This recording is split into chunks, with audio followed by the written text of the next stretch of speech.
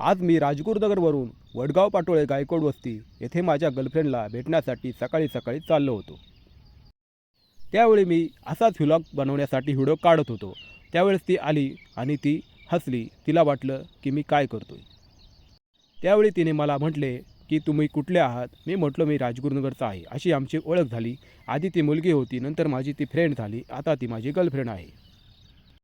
भीगी भीगी बारिशों में चाहे भीगे, तुम मेरा साथ निभाती रही. क्यों इतना प्यार है मुझसे, इतना एहसान है क्यों मुझ पर, क्यों हात मेरा थांब लिया तुमने. अशी एका गाण्यातील कडवी मारून मी तिला इम्प्रेस केलं होतं. ती माझी वारंवार विचारपूस करते, जेवला का, झोपला का, उठला का. आणि ती म्हणते की मला सकाळी आणि रात्री तुझी फार आठवण येते. मलासुद्धा तिची रात्री फार आठवण येते. नजरे यूं मिली दिल मेरा खो गया, तेरी आंखों का हे नशा, चाहत ए मेरी तेरे प्यार की जाने कैसे ये बढ़ने लगी. ही चिठ्ठी मी तिला एका रस्त्यात ठेवून दिली होती आणि ती वाचल्यावर ती माझ्या प्रेमात पागल झाली.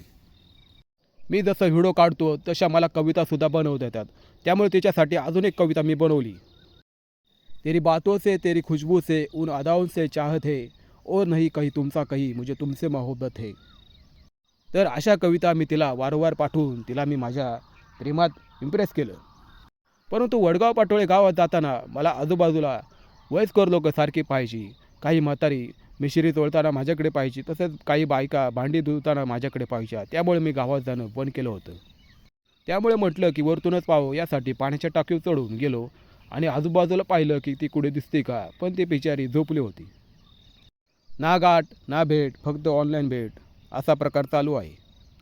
मी आता कोणाशी लग्न करणार नाही, मी फक्त तिच्याशी लग्न करणार आहे. काय ती लांब केस, काय ते मोठे डोळे, काय ते काळे डोळे, आणि काय ते फिगर, आणि काय ते पाय, काय ते हात, काय ती कंबर, एक नंबर.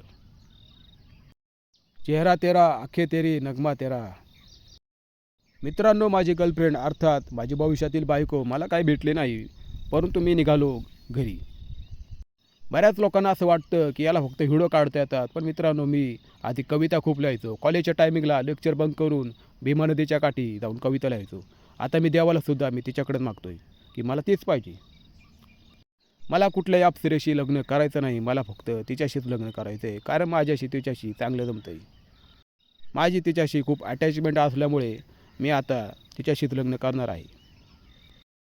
काही मुलांची गर्लफ्रेंड इंस्टाग्रामवरून पटते, काहींची फेसबुकवरून, काहींची मित्रांच्या मित्रावरून, पण माझी गर्लफ्रेंड व्हिडिओ काढताना मला पटली होती.